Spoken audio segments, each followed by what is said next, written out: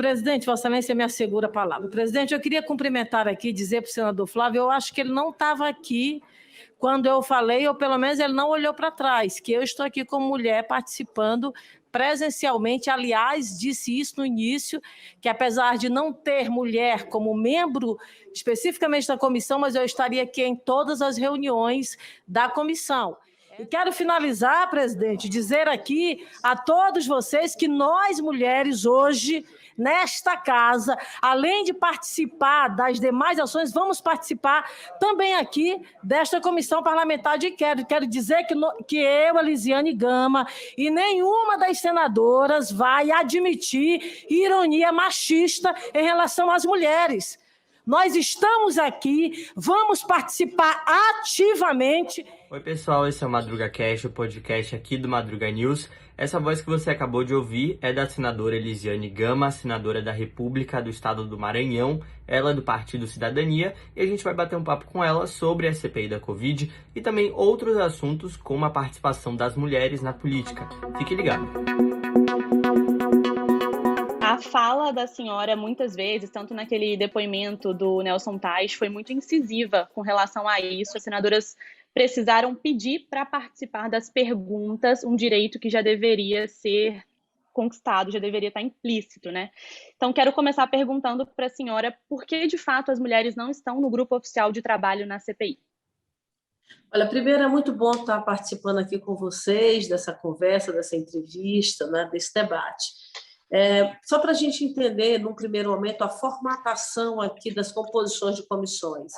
Elas são fruto de indicações dos blocos partidários. Então, cada bloco faz a indicação de seu determinado membro para participar da comissão. E nesse bloco, mas, na verdade, nos vários blocos que foram indicados, infelizmente, não houve a indicação de uma mulher. O meu bloco, por exemplo, eu tenho eu como mulher e a Leila como mulher. Só que no meu bloco havia o presidente, o autor da CPI, que é o senador Randolfo Rodrigues, e o autor do mandado de segurança da CPI. Historicamente, pelo rito, não que seja regimental, mas os autores das CPI são, inclusive, presidentes das comissões. Então, não seria razoável, por exemplo, o nosso bloco deixar de indicar o autor da CPI como titular, que foi o caso que nós fizemos, com a indicação do Randolfo. Nas demais comissões, isso, infelizmente, não ocorreu, porque não houve a sensibilidade, por exemplo, dos homens em indicar, nos casos de blocos, onde havia 2 membros, indicar um homem e uma mulher, por exemplo. Isso realmente não aconteceu. E, ao final, o que resultou foi uma comissão sem nenhuma mulher, com o nível de preeminência que tem. Agora, é muito bom a gente lembrar que nós já tivemos, em outros momentos também, comissões funcionando sem mulheres, mas estamos numa comissão com um nível de exposição muito grande, daí isso ser notado com muito mais rapidez. O que eu fiz para que isso realmente não viesse mais a se repetir? Nós apresentamos um projeto de resolução que, informada a comissão e não se constatando a presença de mulheres, a bancada feminina do Senado indica uma mulher. Ou seja, a gente não está querendo ter privilégio, nós estamos querendo ter uma vaga a mais. Nós simplesmente queremos não deixar de participar de nenhuma comissão. Esse projeto de resolução está em tramitação e eu acredito que ele será aprovado e a gente vai evitar que situações como essas que aconteceram na CPI não venham mais a se repetir.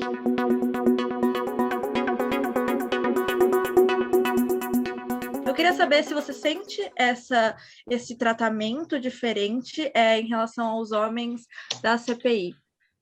Olha, ficou muito claro, Larissa, desde o primeiro dia da comissão. Lá o Flávio Bolsonaro chegou e falou, olha, aqui não tem mulher, cadê a indignação das mulheres? As mulheres não estão nem aí para a CPI, num tom realmente muito machista, não é? Que a gente realmente não aceitou. E veja, no dia seguinte, nesse mesmo dia que o Flávio coloca, eu faço uma questão de ordem. Peço, por exemplo, que nós, mulheres, passássemos a ter o direito de fala na comissão. A gente, então, é assegurado esse direito pelo presidente da CPI e, no dia que a gente vai falar, simplesmente há toda uma mobilização para que isso realmente não ocorra. Ou seja, aquilo que, em tese, ele questiona no primeiro dia e diz que a gente não está buscando, a gente busca e, no segundo dia, todos esses homens vêm realmente aí contra e não admitindo, na verdade, que a gente falasse. Mas nós tivemos muita firmeza, todas as colegas que realmente participam, estavam participando e continuam participando, juntamente conosco, nós realmente fizemos uma manifestação de forma coesa, como a gente sempre faz, e realmente asseguramos a nossa fala. Agora, uma coisa que é boa a gente lembrar, Larissa, quando eles falam, por exemplo, olha, a mulher está querendo falar, um deles, inclusive, chegou a dizer, olha, está querendo falar porque está querendo se posicionar contra o presidente da República, porque vocês são da oposição, vocês são independentes, enfim. Eu falei, não, nós temos no nosso bloco de mulheres, mulheres da base do governo. Nós temos, por exemplo, a senadora Daniela, que é da base do governo, a senadora Soraya, que é da base do governo, e a gente briga para que elas falem também. Então, essa questão político-partidária, a gente diverge entre nós mulheres. Mas quando se trata de garantir as nossas prerrogativas, garantir realmente o nosso espaço, nós realmente estamos realmente muito coesas e unidas. Isso a gente não abre mão e isso a gente nunca diverge. Então, assegurar o direito para todas é o que a gente realmente tem trabalhado. Nós conseguimos assegurar isso, tanto que a gente está revezando, eu falo, a Simone fala, a Leila fala, a Cátia Abreu fala, então, a Soraya também. Então, assim, eu estou falando essas porque foram as que tiveram mais atuação nos últimos tempos, mas todas as mulheres da CPI têm livre espaço agora para falar mediante, na verdade, inscrição. Então, a gente se inscreve normalmente como qualquer outro homem, tem direito à fala, mas é bom lembrar que a gente não tem direito a voto, que a gente não tem direito, por exemplo, a requerimentos, a gente não tem as mesmas prerrogativas de um membro titular. A gente está ali numa luta que nós realmente conseguimos assegurar para ter direito à voz e não a voto, né? Então, eu acho que foi um avanço, mas você vê como ainda nós estamos muito atrás daquilo que a gente precisa estar, que é a igualdade de gênero, né? A igualdade entre homens e mulheres. Senadora, dentro desse cenário que a senhora falou que na bancada feminina as mulheres são aliadas, mesmo estando em posições partidárias diferentes, a gente pode considerar, então, que a bancada feminina do Senado é feminista? A gente pode usar esse termo? Olha, a bancada feminina do Senado ela é unificada, a gente é muito unida nas teses que estão diante de nós. Por exemplo, a gente luta em relação ao combate à violência contra a mulher, a gente luta pela igualdade salarial entre homens e mulheres, a gente luta pela nossa participação no mercado de trabalho, a gente luta por essas bandeiras, são essas bandeiras que nos unificam. Quando a gente trata de questões, às vezes até mais ideológicas, não é? Ou questões realmente partidárias, a gente diverge, porque esse é um processo democrático, né?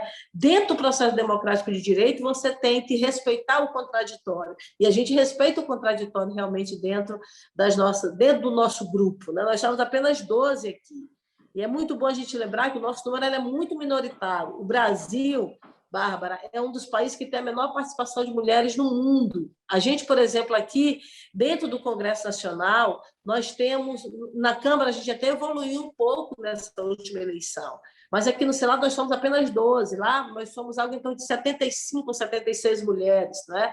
Mas se a gente compara aqui do lado do Chile, por exemplo, agora o Chile devolveu 11 cadeiras para homens, porque elas já estavam numa quantidade a mais. Olha, a primeira Constituição com paridade, né, senadora? Exatamente, Bárbara. Você sabe quando a gente vai chegar nessa mesma igualdade, segundo o Instituto Patrícia Galvão? Em 2118. A gente não vai conseguir alterar se a gente não mudar a legislação brasileira. Nós temos estados brasileiros que nunca elegeu uma mulher senadora para cá, para o Senado Federal. Então, realmente, esse é um cenário muito ruim. Então, eu posso te assegurar, a gente diverge dentro dos nossos pensamentos ideológicos, dentro dos nossos pensamentos partidários, mas dentro das nossas causas, que são as nossas garantias, que são as nossas prerrogativas, que são as defesas, na verdade, dessa igualdade, a gente não diverge em nenhum segundo, em nenhum momento. Perfeito. Antes de passar a palavra para a Larissa, senadora, eu vou só aproveitar o gancho da pergunta dela. Dessa diferença de tratamento, a gente está podendo acompanhar agora na CPI, junto também toda a repercussão que essa comissão está trazendo, mas isso é uma realidade para as senadoras? A gente percebe que fora desse ambiente, alguns senadores, a gente acompanhou no final de semana também, durante uma entrevista a outra emissora, que um senador interrompeu uma repórter, uma jornalista, não deixou que ela terminasse. Esse comportamento dos senadores que a gente assiste na CPI, ele acontece no dia a dia dos trabalhos com as senhoras? Bárbara, infelizmente, essa é uma prática rotineira. A CPI tem um nível de exposição muito grande. O Brasil inteiro está acompanhando as lentes das TVs, né, os microfones do Brasil inteiro estão voltados para cá. Então, que eventualmente você vê, veja bem, o Brasil inteiro está acompanhando algo que é exposto por um homem parlamentar diante de todas as câmeras. Ou seja, o que a gente está acompanhando aqui hoje na CPI, a gente vive nas reuniões, infelizmente, internas do Congresso. A gente, com os colegas, a gente sempre coloca isso, por exemplo, por que quando a gente vai falar, alguém tem que falar? Por que quando a gente vai falar, não se para ouvir uma mulher? Entendeu? E olha, e nós temos aqui dentro do Congresso Nacional mulheres, todas nós, as 12 mulheres, são mulheres extremamente qualificadas. Ninguém chega aqui no Senado por acaso. Todo mundo trava uma história, todo mundo trava uma luta, todo mundo supera barreiras, seja elas em quaisquer espaços, mas a gente supera a barreira. Então, ninguém chega aqui à toa, ninguém chega aqui sem qualificação técnica, ninguém chega aqui por acaso, entendeu? E, de repente, dentro desse colégio, às vezes, você vai conversar, você começa a fazer uma discussão, começa a fazer um debate, alguém tenta levantar a voz mais do que você. E, quando você fala, diz que você tem que ter calma. Entendeu? Então, uma coisa que eu quero deixar aqui para vocês, bem claro, inclusive eu sei que será passado, inclusive, para alunos da universidade, é muito importante que a gente realmente hoje tenha uma compreensão de uma luta que ela não é para o nosso tempo, entendeu? Apenas. Ela é para o nosso tempo, mas ela também é para uma geração que vai vir depois de nós.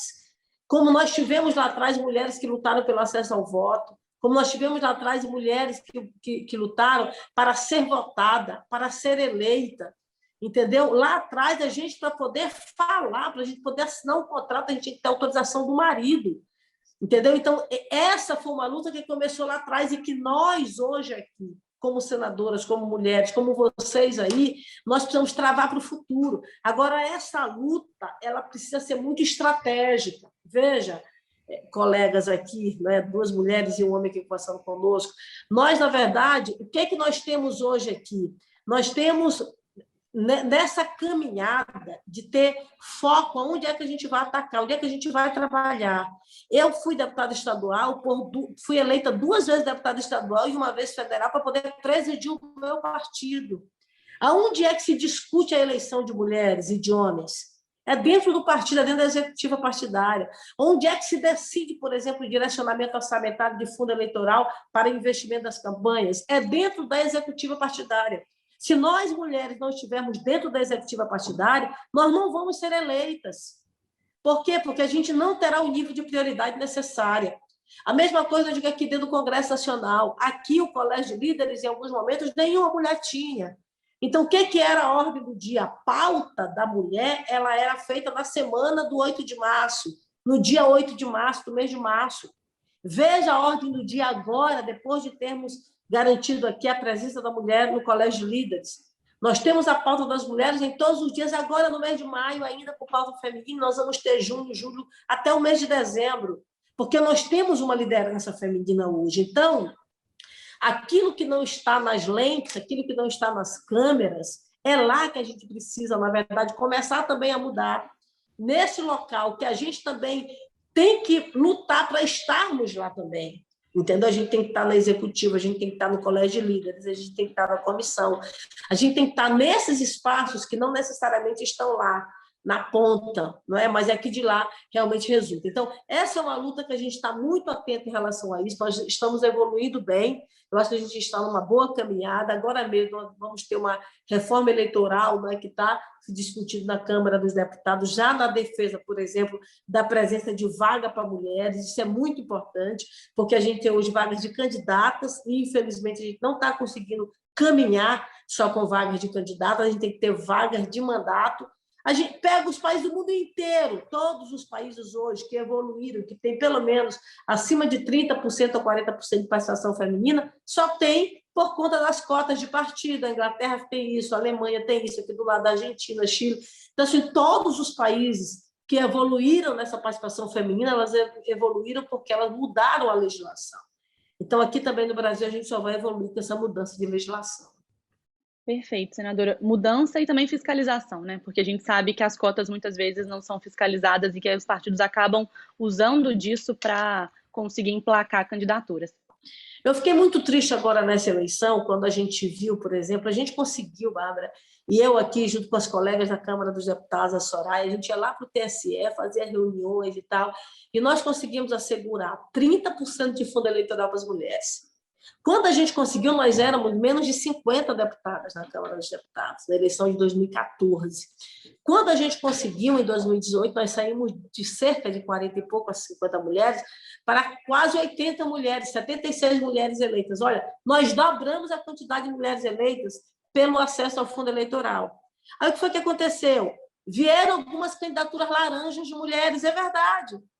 Agora imagina quantas candidaturas de homens laranja tem no Brasil. Ninguém fala dessas candidaturas.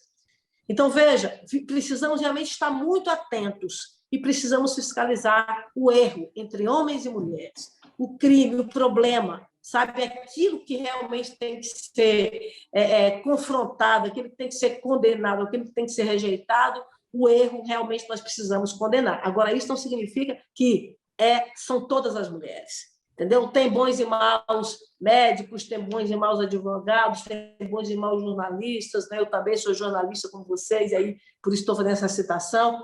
Tem bons e maus políticos. Então, nós precisamos separar o trigo do joio, entendeu? Então, essa separação é que não pode ser algo para dizer, foi um problema de mulher. Não, é um problema, infelizmente, que acontece e que realmente nós precisamos combater. Clarissa. Eu queria perguntar se a senadora considera importante, né, essa divulgação da mídia perante esse debate de igualdade no Congresso. Isso é muito importante porque a transparência, a comunicação, a exposição, aliás, é um dos princípios da administração pública. E quando você faz uma CPI, que um dos caracteres uma das características da CPI é exatamente esse acompanhamento, não é? Ali online, uma presença realmente muito constante, ela te dá muito mais envolvimento da população, porque a população fiscaliza, a população denuncia, a população de fato participa. Então, esse envolvimento da população realmente é muito importante e o nível de envolvimento nessa CPI é um nível que poucas vezes se viu dentro do Congresso Nacional. A gente percebe isso nas redes sociais, o envolvimento. Eu mesma, quando estou lá nas oitivas, eu recebo de forma simultânea ali perguntas, enfim, nas redes sociais, a gente sempre tem uma assessoria que faz, não é, a confirmação lá, se realmente é isso ou não, e a gente leva para frente, faz perguntas dentro do plenário. Então, muitas das perguntas que são feitas pelos colegas parlamentares, algumas delas vêm, de fato, desse envolvimento da sociedade. Então, esse envolvimento da sociedade, de fato, é muito importante. Senadora, a gente queria poder passar muito tempo ouvindo a senhora, igual os depoimentos da CPI, mas longe de mim parecer o relator, vou só pedir para o Edward agora entrar para a gente comentar. 2 meses de trabalho, a gente queria ouvir a senhora sobre alguns assuntos da CPI, mas é bem breve. Senadora, quando a gente conversa, quando a gente fala sobre a CPI, principalmente aqui no canal, muita gente fica perguntando, poxa, o que vai acontecer depois, qual o objetivo da CPI? E é isso que eu queria discutir com a senhora, porque a CPI vem num momento muito importante, é um momento muito triste, a gente tem mais de 450 mil mortes pela Covid. Eu queria se a senhora puder falar para o pessoal qual o objetivo, assim, qual o seu principal objetivo com a CPI? Olha, a CPI, o objetivo básico da CPI é exatamente fazer a investigação no período de pandemia e da atuação do poder público. Ou seja, o que o governo federal poderia ter feito que não fez e que a gente poderia ter uma quantidade muito menor de mortes no Brasil, mais vacinas no Brasil. Então, é exatamente essa pergunta que nós precisamos responder. O que poderia ter feito que não fez e qual o resultado que nós teríamos. Isso significa o quê? Responsabilidade pública. O poder público tem uma responsabilidade, sobretudo pelo modelo que nós temos de saúde pública no Brasil, que é o SUS, o Sistema Único da Saúde, que, na verdade, trabalha a universalização da saúde pública para todo mundo. A responsabilidade primária é do governo federal, por ser, não é, o agente principal, o chefe do Poder Executivo. Então, nós estamos centrados fundamentalmente nisso. Quando, por exemplo, quando a gente trata de um ponto que é o ponto de tudo, que é a questão da busca da vacina, não é? Você ouve, por exemplo, a Pfizer e vê lá que, num primeiro momento, ele disponibilizou a fazer contratos de 70 ou de 30 milhões de doses. O Butantan, por exemplo, quando se colocou que 60 milhões de doses poderiam ter sido iniciadas se houvesse disposição do governo federal e não fez. Aí você vai vendo, na verdade, se você vacina, você reduz mortes. A gente não tem ainda um medicamento no mundo inteiro, mas a vacina a gente já tem.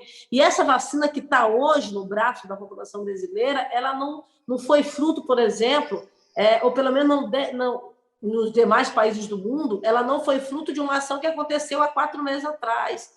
Ela foi fruto de uma ação que aconteceu no início do ano passado, que o governo brasileiro, infelizmente, não fez. Alguém me falou ontem, Elisiane, o Brasil, a diferença do Brasil para outros países foi algo em torno de 20 dias do início. Sim, mas mesmo que o Brasil tivesse iniciado no dia 10 de janeiro, ou 20 de janeiro, ou 14 de dezembro, que foi o início no mundo inteiro, o volume de vacina seria maior, entendeu? Ou seja, não vou começar com 10 milhões de doses, com 5 milhões de doses, vou começar com 30 milhões ou com 20 milhões. Porque quando a gente fala, por exemplo, da Pfizer, que iniciaria no final do ano passado com 1,5 milhão, era a Pfizer.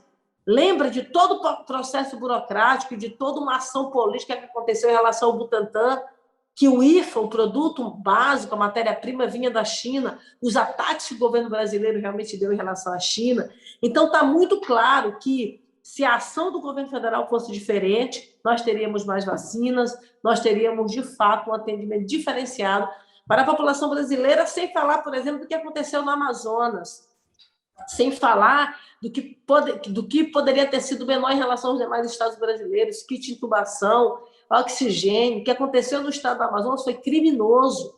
A gente começa a constatar isso a cada reunião que a gente faz, a cada oitiva que a gente recebe. Ou seja, o estado pede oxigênio e chega a cloroquina, entendeu? E lá você tem lá uma quantidade terrível num prazo de 10, 15, 20 dias, por falta de oxigênio. Então, negligência, omissão, falta de uma ação mais enérgica, infelizmente, resultou, não é? No número que nós temos hoje, que eu não tenho dúvida, poderia ser menor. Veja, na minha cidade de São Luís, eu tenho 44 anos de idade, começou o cadastro ontem para 40 anos de idade. Entendeu? Ou seja, hoje, eu com 44 anos, se a gente tivesse o volume de vacinas a mais, eu já poderia estar imunizada, entendeu? Há 2 ou 3 meses atrás. Você sabe que é um dia a mais de vacina, uma manhã a mais de vacina, uma tarde a mais de vacina, dezenas ou milhares de pessoas que realmente podem deixar, na verdade, de pegar o vírus. Então, isso é algo muito sério, que é o nosso ponto fundamental. A gente precisa entender por que não temos mais vacinas. Por que nós temos Israel com mais da metade da população brasileira do seu país imunizado? Por que nós temos os Estados Unidos já com um percentual tão grande a ponto de dizer não se use mais máscara? Eu estou aqui usando máscara porque eu estou numa sala aqui com vários colegas trabalhando. Então, assim, a gente fica, na verdade, nisso. E tirar essa máscara aqui, a gente viu alguns jornalistas colocando isso ao vivo na televisão, eu lá em casa chorei, é emocionante, mexe com a gente, sabe? Porque isso é o nosso avô, é o nosso pai, sabe? São as pessoas mais idosas que estão ao nosso redor, que levou tempos a fio, que ainda hoje estão lá no cuidado com a máscara, porque muita coisa ainda um pouco indefinida em algumas situações. Então, são essas perguntas que nós realmente vamos responder. Aqui não é uma questão de dizer, olha, é contra ou a favor. Aqui é sempre a favor da vida e sempre contra qualquer tipo de negligência. Senadora, só para a gente ir para o final, eu queria perguntar qual a opinião da senhora em relação aos depoimentos que assim, muito se fala das mentiras, por exemplo, no depoimento de Fábio Van Garten, no depoimento de Eduardo Pazuello. Como é que está essa conversa entre os senadores para que se evite que continuem essas mentiras? Olha, a questão da prisão, né, muito embora há entendimentos vários, mas é uma definição ali que acaba ficando por conta do presidente da CPI. No primeiro momento, no Fábio Van Garten, ficou, eu vejo muito taticamente, estrategicamente, o entendimento de não pedir a prisão, mas a avaliação, a investigação do caso de prisão dele foi encaminhada para o Ministério Público Federal para que a investigação ocorresse no âmbito da Justiça Brasileira, da Justiça Federal. Então, isso realmente encaminhou. O Pazuello, ele tinha um mandado de segurança, mas ele tinha um mandado de segurança para não falar naquilo que ele já respondia criminalmente. Nas outras, ele era testemunha como qualquer outro depoente. Ou seja, ele mentiu muito. e mesmo assim o presidente decidiu realmente não fazer a prisão. A mesma coisa em relação a outros depoimentos, como, por exemplo, o da Maia. Eu vejo que alguns deles voltarão, o Pazuello vai voltar, não é? O Queiroga vai voltar, não é? A gente poderá ter acareações, inclusive, aí, com outros mais, em relação, por exemplo, à questão do presidente da Anvisa, a direção da Pfizer, né, com o secretário, com o ministro. Então, essas acareações, de fato, vão acontecer. Eu acho que, em relação à prisão, poderá ainda acontecer até o final da CPI, até mesmo porque senão ninguém vai chegar e dizer, tá bom, eu vou mentir, não vai acontecer nada comigo. E o que eu tenho no final? Eu preciso ter, no final, dados concretos, materializados, que não podem ser mentirosos. Então, quando eu colho uma informação de uma testemunha, eu estou colhendo sob a perspectiva de que aquilo é verdade. E é bom a gente lembrar que falso testemunho dá prisão de 2 a 4 anos de reclusão, né? Então, o Código Penal diz isso. Então, isso realmente a gente não pode admitir. Eu acho que chegou no limite, viu, colegas? Eu acho que realmente chegou no limite e eu acho que daqui para frente o tipo de precisão, né, e de cuidado tem que ser muito maior ainda por parte do presidente da comissão. E com relação à convocação dos governadores, senadora, como que a senhora viu esse pedido, esse requerimento que foi aprovado? A gente sabe que os aliados ao governo querem tentar um pouco dissipar a pressão que está em cima do Palácio do Planalto, deixando isso para os governadores dos estados. Por outro lado, os governadores falam que não querem comparecer obrigatoriamente, mas sim se fosse um convite. Como a senhora vê esse chamamento? Olha, veja, há entendimento, na verdade já há uma junção, todos eles fizeram, pelo que eu percebi, nenhum deles se negou de fato a vir à CPI, na condição de convocado, mas sim na condição realmente de convidados para conversar na CPI. Eu sempre fui lá atrás, viu, Bárbara, desde muito sempre. Eu acho que eu já fui presidente de CPI, já fui relator, eu já atuei muito em CPI. CPI só tem 3 meses. Você sabe que há 3 meses nós já fomos 1 mês, já estamos no 2º mês da CPI. Então, veja bem, passa rápido, daqui a poucos dias acabou o prazo. A gente não tem como pegar uma CPI e ficar focada na investigação de governadores e de prefeitos. Se a gente tem todo um trabalho para fazer em nível do governo federal. Então, não é que eu seja contra a investigação, eu acho que deveria ser em outro momento, outra CPI. Porque a gente não vai ter tempo, a gente vai desviar o foco. E tem alguns aqui que querem realmente, o objetivo é desviar o foco. A gente precisa ouvir o secretário do Amazonas, a gente precisa ouvir, sim, o governador do estado do Amazonas, no caso do pedido de oxigênio, que é o foco da CPI. Então, ou você centra naquilo que é foco, ou você realmente não consegue evoluir. Agora, o entendimento, pelo menos que foi dado pelo presidente, é aguardar a decisão do Supremo Tribunal Federal para que, de fato, possa chegar aos governadores e possa ouvi-los aqui na comissão. Da minha parte, 0 problema. Agora, eu só acho que não tenha tempo realmente para a gente poder ouvir tanta coisa, a gente vai acabar realmente divergindo aí, desfocando no nosso ponto fundamental, que é as ações, não é, em relação ao SUS, as ações que o governo federal poderia ter feito e que, infelizmente, não fez em relação ao enfrentamento da pandemia. Perfeito, que foi justamente, né, senadora, o que o senador Randolph protocolou na CPI. Foi o pedido dele que foi aberto, né? Não foi do senador Girão. Então, a gente fica aguardando. Estamos caminhando para o final. Larissa, quer perguntar alguma coisa para a senadora? Senadora, eu só queria que você avaliasse as manifestações que ocorreram no dia 19 contra o governo federal e queria saber se a senhora acredita que a CPI tem influenciado esse sentimento nacional de insatisfação. Larissa, eu acho que a CPI está, sim, influencia muito o Brasil, porque a população está acompanhando, está tendo informações e consegue ter uma percepção mais real das ações do governo federal. Sobre as manifestações, o que é que eu vejo de forma muito clara? Eu acho que a população foi para a rua naturalmente descontente com as ações do governo federal. Isso é um fato, né? Você viu um movimento realmente muito grande nas ruas. Agora, pau que bate em Chico também bate em Francisco. Da mesma forma que a gente não pode aceitar que o governo, sobretudo o presidente da República, incentive aglomerações e manifestações, fazendo apologia, defesa a ele, nós também não podemos, gente, fazer uma defesa de aglomerações, de manifestações contrárias só porque, tá bom, eu sou totalmente contra as posições que são adotadas pelo governo federal, mas eu tenho outras formas de me manifestar e não aglomerando. Porque quando eu aglomero, eu automaticamente estou levando o vírus, entendeu? Isso é muito ruim. Essa manifestação que aconteceu esse final de semana, o resultado vai ser daqui a 15 dias, entendeu? Então, assim, a gente não pode aceitar nenhum tipo de aglomeração, não é tempo para aglomerar, entendeu? Então, eu acho que essas duas vertentes de aglomerar de um lado ou de outro, só quem se beneficia, infelizmente, de tudo isso é o vírus, e quem só se prejudica com tudo isso é a população brasileira, pelos vários casos realmente que ocorrem. Agora, é um fato, a cada dia a população brasileira está vendo realmente que o governo federal tem sido muito negligente, tem sido muito omisso, não fez o que deveria fazer em relação ao enfrentamento da pandemia. Então, senadora, eu quero, só para finalizar, eu queria ouvir da senhora qual a expectativa para a eleição do ano que vem, a eleição presidencial. Como é que está a expectativa aí no Senado? Olha, eu acho que nós temos hoje dois candidatos, não há dúvida, muito fortes, que é o presidente da República e o Lula, eu digo do ponto de vista de influência nacional, mas, ao mesmo tempo, nós temos aí, afora dele, pelo menos todas as pesquisas mostram isso, algo em torno de 50%, algumas mostram até mais de 50% da população brasileira que não quer nem o Lula e nem o presidente Bolsonaro.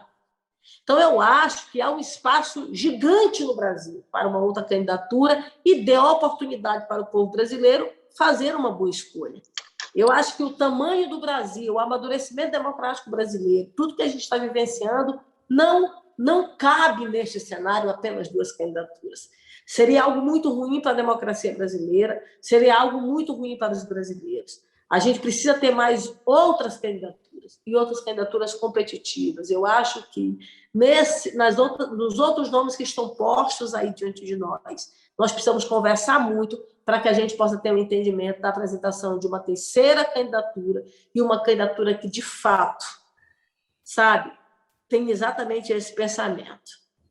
Entender que não é aglomerando, seja na defesa ou seja no ataque, que a gente vai resolver o Brasil. Senadora, queria agradecer, dizer que a gente está à disposição, acompanhamos a senhora que está presente em todos os depoimentos, uma senadora está super preparada, sabe, domina o assunto da Covid e representa também nós que gostaríamos de estar lá perguntando tantas vezes muitas coisas para os depoentes. Então, obrigada pela entrevista e parabéns pelo trabalho na CPI. Eu queria agradecer a senadora pelo tempo de falar também com o Madruga News, que fala para um público mais jovem, que talvez não entenda a importância da CPI, mas acredito que com as entrevistas, a gente falando isso de uma maneira um pouco mais fácil para todo mundo, eles consigam entender essa importância. Então, obrigada por disponibilizar seu tempo para falar também com um público mais jovem, né, que vai ser a próxima geração, que vai estar começando a votar agora, né?